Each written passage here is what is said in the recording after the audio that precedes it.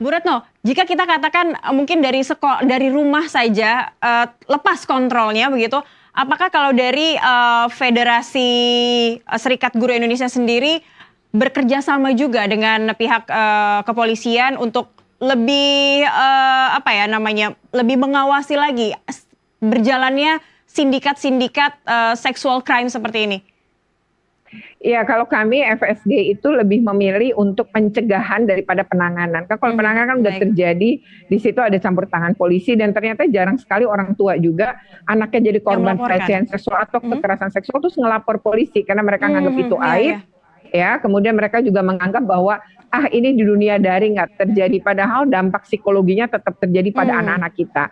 Nah, yang kedua kalau kami lebih mendorong untuk pencegahan, misalnya mengedukasi anak-anak itu di sekolah ketika usia nih SMP lah ya 13 gitu ya sampai dengan 18 tahun itu kami mendorong untuk pendidikan seksual, pendidikan kesehatan reproduksi dan bahayanya seksualitas daring itu diberikan pada anak-anak kita karena biasa usia 13 ke atas ini mereka punya media sosial, mereka suka curhat di media sosial, mereka lebih ngedengerin teman. Nah, disinilah kemudian masuk tuh ya hal-hal negatif ini tadi. Jadi menurut kami FSG sebaiknya ini adalah kerjasama.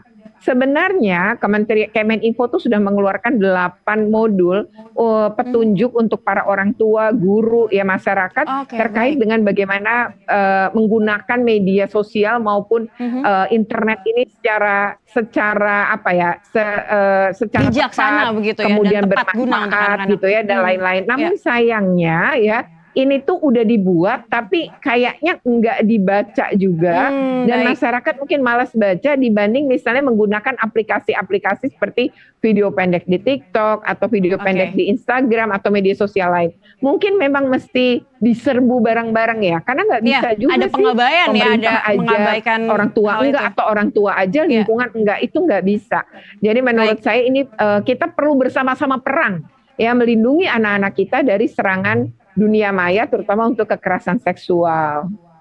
Baik Ibu, ini sudah ada 8 modul itu tadi untuk mencegah. Tapi jika anak kita sudah akhirnya menjadi korban dari sex crime seperti ini, seperti apa pendampingan psikisnya yang harus dilakukan? Apa yang juga bisa dilakukan? Bagaimana dari Federasi Ibu yang untuk melindungi korban-korban khususnya anak-anak ini?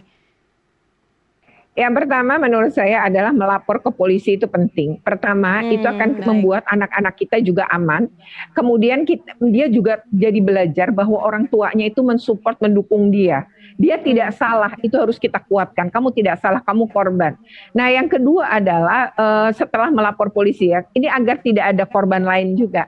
Jadi kita ngelindungin anak-anak yang lain. Yang kedua adalah meminta bantuan psikologi. Jadi jangan dilihat gini, anak saya tetap ketawa-ketawa dan ceria. Jangan.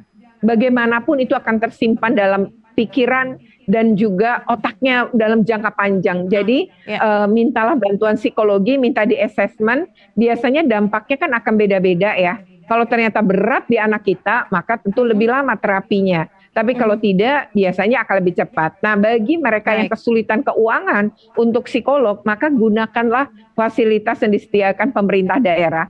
Saat ini pemerintah daerah melalui pusat perlindungan perempuan dan anak dari korban kekerasan itu sudah ada di semua daerah, itu bisa diakses secara gratis. Mungkin itu hanya butuh cari informasi di mana alamatnya ya, karena di setiap daerah tentu beda-beda dan itu biasanya bisa kita cari juga melalui informasi Google. Mungkin itu bisa membantu para orang tua yang anak-anaknya saat ini sudah menjadi korban dan malu untuk meminta pertolongan. Jangan malu, singkirkan rasa malu itu, carilah pertolongan untuk anak-anak Anda agar tumbuh kembangnya itu tidak terganggu.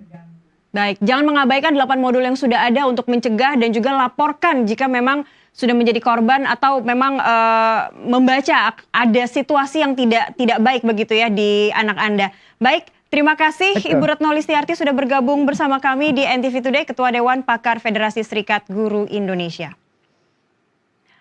Pemirsa tetaplah bersama kami, NTV Today akan segera kembali usai jeda.